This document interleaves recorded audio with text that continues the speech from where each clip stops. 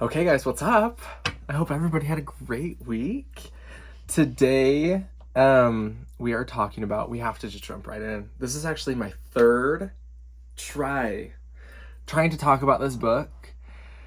And that's for a couple of reasons. We'll get into them in a second, but I just have not liked, I don't know. We'll talk about it. But today, we're talking about this book right here, A Little Life by Yanagihara.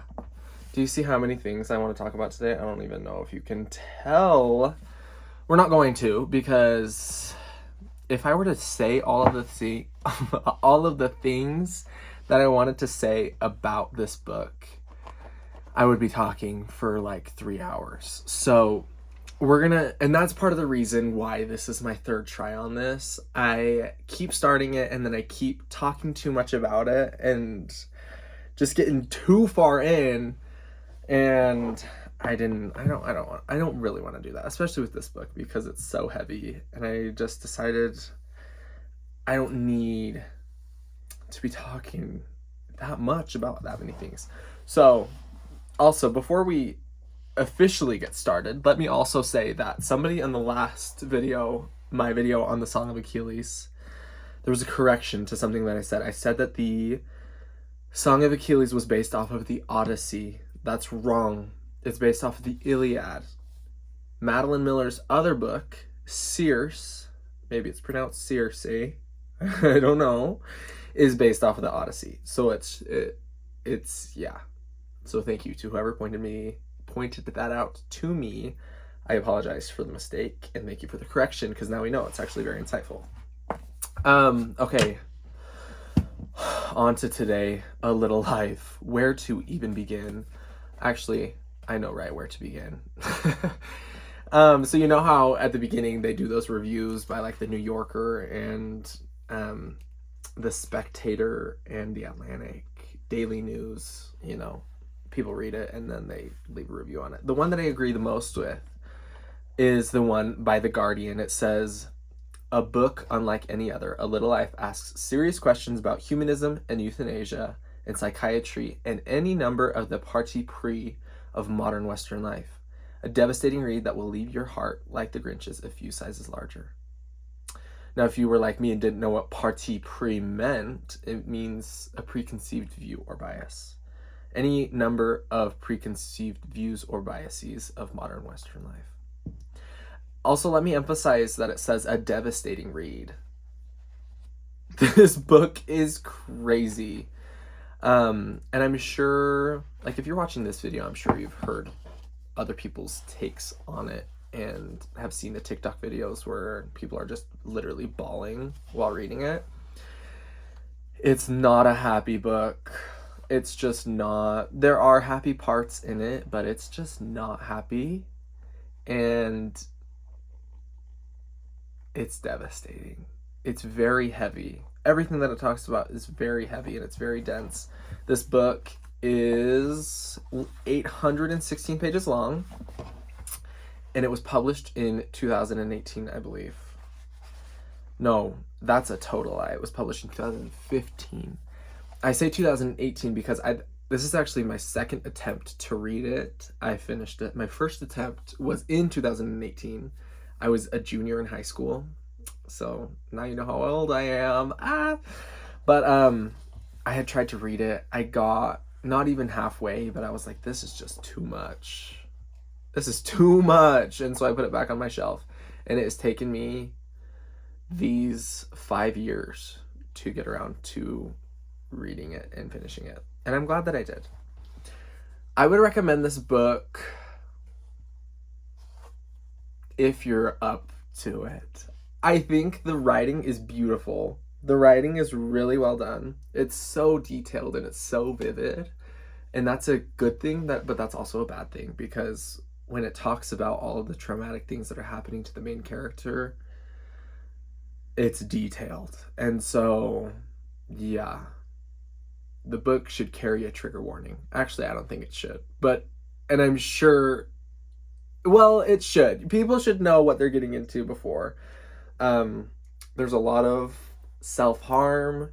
There's a lot of sexual abuse. There's a lot of really hard topics that are discussed, and death, and it's just a wild ride. When I finished, I really did feel like a weight was lifted off my shoulders in a way, because it was kind of exhausting to read.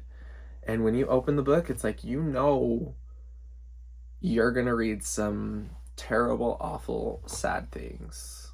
So, but we powered through, and I'm glad that I read it, because I feel like, going back to the review, here's my thing. I think at the beginning, when this book was published in 2015, I remember people saying really good things about it, because it was just so... I don't feel like there's a book like this. In 2015, I don't think that there was a book published like this at all. And I think the reception back then was a lot better than the reception now.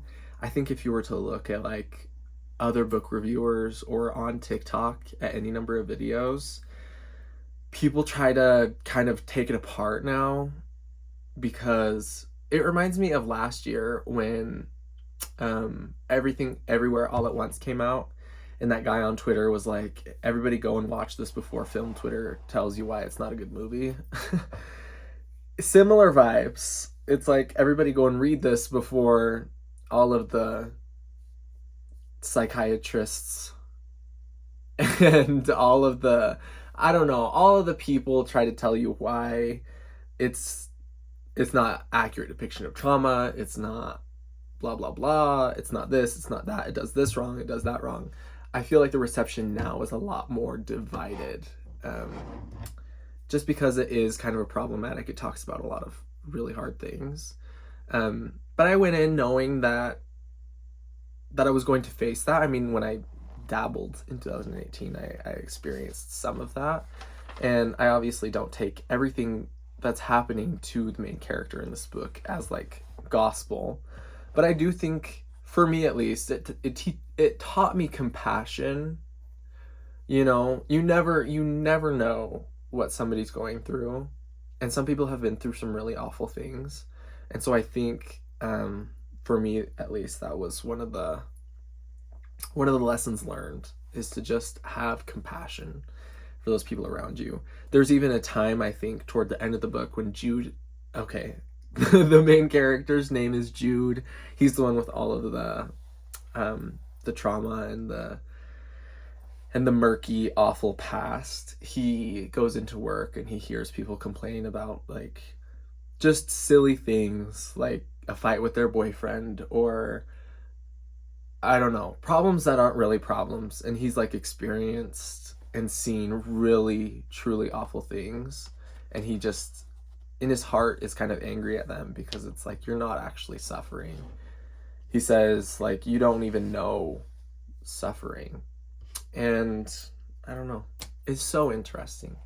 If there are so many topics covered in this, so many topics covered, that it's wild. And unlike, I say that it's a really detailed, I might even like in the frame, I say that it's really detailed, and it is, but unlike like the Song of Achilles was also very detailed and like structured in its writing, but the Song of Achilles told you exactly what was happening as it was happening, whereas this one leaves holes for you to like insinuate things.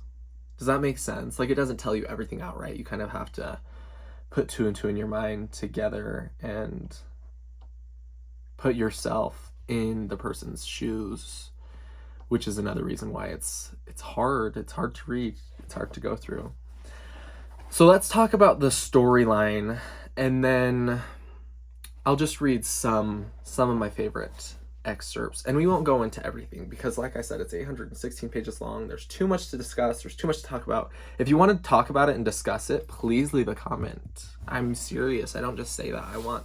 I'd love to talk more about books every single day. I'd love that. And so if you've read this, if you have any insights or thoughts, please let me know. I think that'd be great if we could talk about it. Okay, so the storyline goes like this. There are 4 guys. We kind of jump in at the beginning of the story. We're with them in college, at the end of their college years. This is in New York. There's Jude. He's the main character. Willem, who is also a very strong main character. JB, Jean Baptiste, less of a main character, but talked about a lot. And Malcolm, who I feel like is, out of the 4 friends, he's probably talked about the least. And yeah, it's like they moved together in New York. I believe Malcolm's an architect, JB's an artist, Willem is an actor, Jude is in law. He's practicing law. And so they're kind of just, they're all doing their own things. They're operating in their own spheres, but they live together and they become really good friends. So it kind of just follows them from the time of late college to like when they were middle-aged. So it covers a lot of time too. Yeah, I'm pretty sure it's middle-aged. I remember for sure Jude turns 30. But not to say that that's middle-aged, but like, I don't know. It covers years after he turns 32. So just wild. So that's the basic premise of the story, is just this group of friends with the main focus on Jude, and then how their friendship and relationships evolve as they get older. I feel like the main theme of this book is friendship. There's a lot of times where it talks explicitly about friendship and what friendship is. Here is an example. I turned right open to it. This is in Malcolm's mind. We're in his thoughts here. He says, much of his friendship with Jude, it often seemed, was not letting himself ask the questions he knew he ought to because he was afraid of the answers. Another one. This is Jude's thoughts now. They were his friends, his first friends, and he understood that. Friendship was a series of exchanges, of affections, of time, sometimes of money, always of information. And he had no money. He had nothing to give them. He had nothing to offer. He couldn't loan Willem a sweater the way Willem let him borrow his, or repay Malcolm the $100 he'd pressed upon him once, or even help JB on move-out day as JB helped him. So there's a lot of guilt. That's from Jude, and Jude feels like he can't contribute to his friendships enough because of whether it's like his financial status at the time, or the information that he's not willing to give up because he doesn't want to unload that on his friends. We'll talk a little bit about Jude's past and how it kind of haunts him. I don't want to get really, like, at least in this video, I don't want to recap all of it, just because it's a lot, and I don't think we need to go there for you to get the idea. I don't need to explain every detail of what happened to his traumatic past. If you want that, read the book, because I promise you get all the juicy details. Another theme of this book is happiness, and just like the pursuit of happiness in general. A quote here that says, "But what was happiness but an extravagance, an impossible state to maintain, partly because it was so difficult to articulate." So Jude goes on in his life. His 3 closest friends, they know him, they love him, but they don't know a lot about him. They know that he doesn't have parents. They know that his childhood is a no-no. It's just like a don't talk about topic. And yeah, they know too, a big part is that Jude had a spinal injury, and so he walks with a limp, but it's kind of mysterious, the whole reason why, for a long time. Which is, you also find out what happened to him there as well. And yeah, they grow up. Jude goes to law school, and there's a man named Harold there. I'm now issuing like a mini spoiler warning. Obviously, this book is 800 plus pages, so I can't spoil everything that there is to spoil in the book, but some main things are talked about now. So if you want to read it, I'd say go and read it if you're feeling up to it. I would not recommend this, though, to anybody who's struggling mentally. Like, if you are not in a good place mentally, this book will not make it better for you. Does that make sense? It's kind of like, also, maybe I was a sophomore in high school. I can't remember exactly the year. I was for sure in high school though, when 13 Reasons Why came out on Netflix and everybody was just binging it so fast. Oh my gosh, I'm realizing I've been like at the bottom of the frame. My school issued, my principal emailed all of the parents and was like, hey, if your kids are not in a good place, don't let them watch this show because it's not going to help them. And he was probably right for that. So I'd say similar to 13 Reasons Why. Make sure you're in a good headspace before you dive in, because it's a lot. It's a lot. I have never felt like physically ill from reading a book before until this book. Maybe that's a bit dramatic, but I feel like I have vivid imaginations of what I read. And so when Jude is cutting himself, it's really graphic. And that, I think that was the part, those were the parts, because it happens many a time, where I had to like close the book for just like 10 seconds and just look at the ceiling. Because I felt like sick, the queasy feeling in your legs when your legs start kind of going numb. That's what I felt when I was reading this. So I'm just letting you know now. I liked this book just because, well, did I like this book? It's hard to say you liked something that was so sad. I don't regret reading this book, and I'd recommend it. If it's been something that you wanted to read, maybe read it. But I wouldn't issue like a strong, yes, I believe everybody should read this book. I don't think that. I really don't think that. And I think there are some parts of the book that are very good, like very well written and very thought-provoking, and other parts that are just kind of silly, where it kind of just seems like she's adding, Yanagihara is adding just more awful experiences for the sake of adding more awful experiences. Does that make sense? I don't know. So there's my take on it. Now back to my medium-sized spoilers. Jude takes some law classes from this professor, first name Harold. And one of the only happy parts of the book, and even the happy parts are so happy that it's like sad, Harold wants to adopt Jude. And Jude is literally like late 20s at this point, I believe. I don't think he's turned 30 yet. And Jude just can't believe it. And even after he gets adopted, he's always expecting Harold to leave. He's expecting his friends to leave. The saddest part of the book, I think, is how much Jude really believes he doesn't deserve love.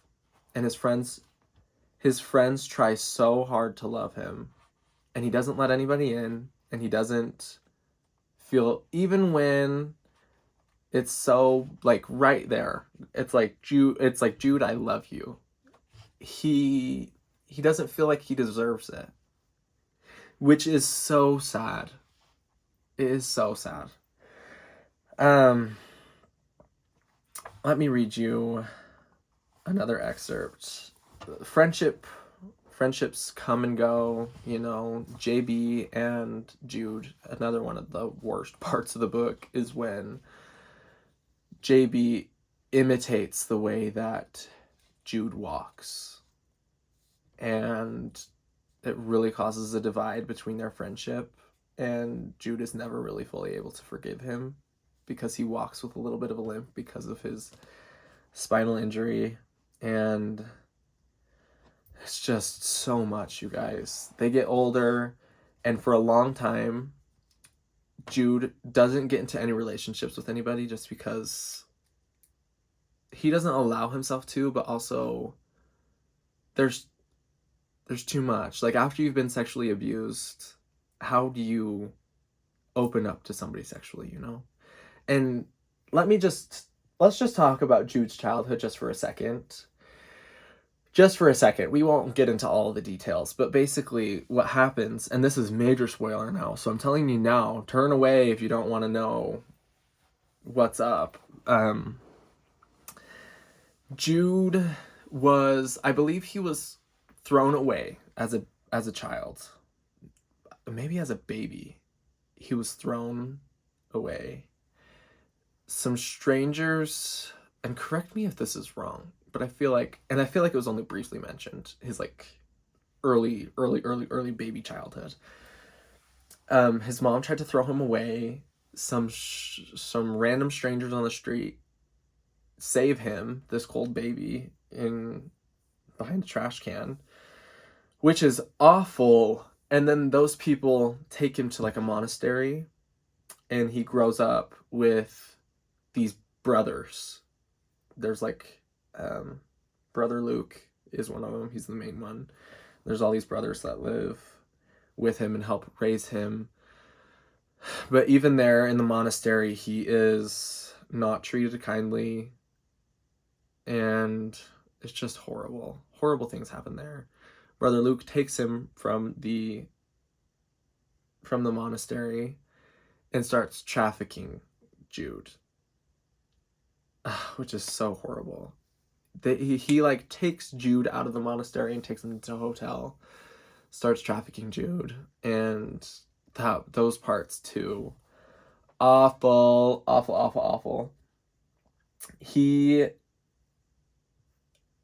I believe the police come, and Brother Luke ends his own life, and he lives kind of in a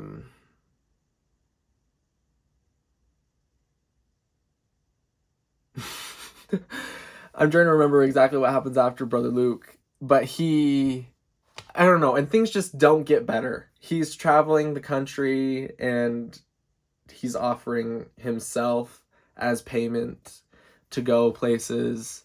He miraculously ends up, it is a miracle that he ends up how he ends up, because he's so intelligent, and he goes to college, and he becomes so successful in his career. But yeah, I think that's all that we're going to discuss about his past. There's a lot more, and it goes a lot deeper than that, but that's that on that. He does get into a relationship once with this guy named Caleb, and of course, that is also awful for Jude. He's abused by this guy named Caleb. I'm telling you, it's not an easy read. He gets pushed down a flight of stairs. He's thrown out into the street naked. Oh gosh. There's this part right here. Let me just read it. He says, he has always known that if he wanted to be someone, he would have to make an exchange. And Caleb, he knows, is the best he will ever be able to find. He really doesn't believe that he deserves good things just because good things have never happened to him. It is so awful.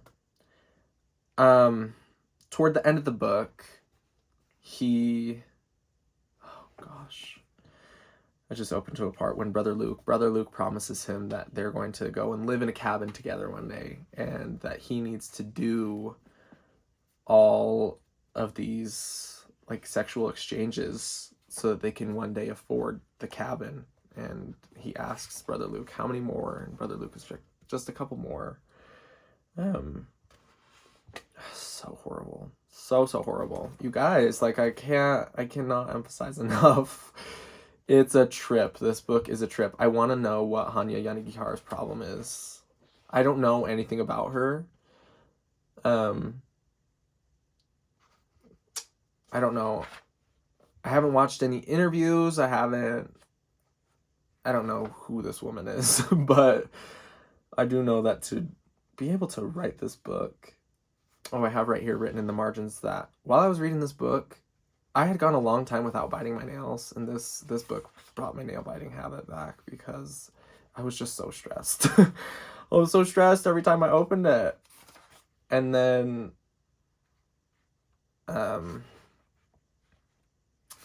two more things that I'll just say. The title and the cover, let's first appreciate for a second. This cover is iconic. I feel like even if you've never read it, you've maybe seen this book cover before, just because it's so striking. And the title comes from when Brother Luke is trafficking him. He says, "But Jude, when you're with your clients, you have to show a little life. They're paying to be with you, you know. You have to show them you're enjoying it." You guys. You guys are awful, awful, awful, awful. I think the okay, let me talk about the end of the book. We'll be done. We'll be done in there. It's just too much. If you've read the book before, leave a comment, please. Let's talk about it, because I forget how actually awful it is until I'm skimming through and reading all of those things. Toward the end of the book, Willem. Okay, this is a big spoiler again. Jude tries to end his life. Okay. And it happens in the shower, and his neighbor below him in the apartment, I believe, comes and finds him, takes him to the hospital. It was not a successful suicide attempt. After that happens, Willem, the friend who Jude keeps in best contact with, comes and lives with him just to keep an eye on him and to make sure that he's okay, because he obviously has no family except for Harold, but Harold is out kind of doing his own thing, and I don't know, live with your adopted dad. And I don't know. There was a reason why Willem came in and lived with him. And Willem and Jude start kind of liking each other more than just being really close friends like they have been this whole time. And it's an interesting change. I feel like the book kind of shifts to their relationship. And Jude, what happens at the end is Willem and two other people, but we won't even get into that. Willem, two other people are driving and they get into a car accident and all of them die. And Jude was supposed to die first. He has this problem with his back. He has a disease. He has to get a leg amputated. There's other things that happen. Jude was supposed to die first. Willem dies first. And so it kind of throws Jude for a loop. He doesn't really know how to act. He doesn't know. He takes a lot of sleeping pills. He does all these things. He kind of just exists. He drifts. And he ends by taking his own life. He inserts like an air through a needle. He inserts an air bubble into his like vein, and it causes a stroke, and he dies. And yeah, it's just it's not a happy ending either. Harold is left to, and Harold doesn't really know everything about his own son. Jude writes it all in a note because it was premeditated, and it's just crazy. So just know, if you read this book, it will stay with you for a long time.